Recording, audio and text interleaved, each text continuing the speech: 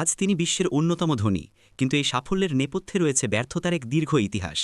College পেরিয়ে নেটস্কেপে চাকরির আবেদন, কিন্তু কোনো সাড়া পাননি।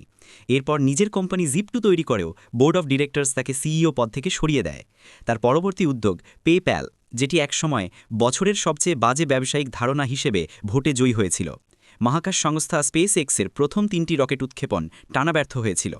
এমনকি টেসলাও ২০০৮ সালে প্রায় ধ্বংসের দ্বারপ্রান্তে ছিল। ইলন মাস্ক প্রায় দেউলিয়া হয়ে গিয়েছিলেন। পরপরই ব্যর্থতাগুলো কি তাকে থামিয়ে দিয়েছিল? কক্ষণই না। কারণ ইলন মাস্ক মনে করতেন, যদি ব্যর্থ না হন তবে আপনি যথেষ্ট উদ্ভাবন করছেন না। ব্যর্থতা থেকে শিখে তিনি চতুর্থবারে রকেট উৎক্ষেপণে সফল হন। সেই স্পেস এক্স আজ মহাকাশ শিল্পে ইতিহাস গড়ছে। সেই সংকটে থাকা টেসলা আজ বিশ্বের সবচেয়ে মূল্যবান বৈদ্যুতিক গাড়ি নির্মাতা কোম্পানি। ব্যর্থতাই তাকে থামায়নি, বরং প্রতিবার ব্যর্থতা থেকে শিখে তিনি এগিয়ে গেছেন। এটাই হলো ইলন মাস্কের সাফল্যের মন্ত্র।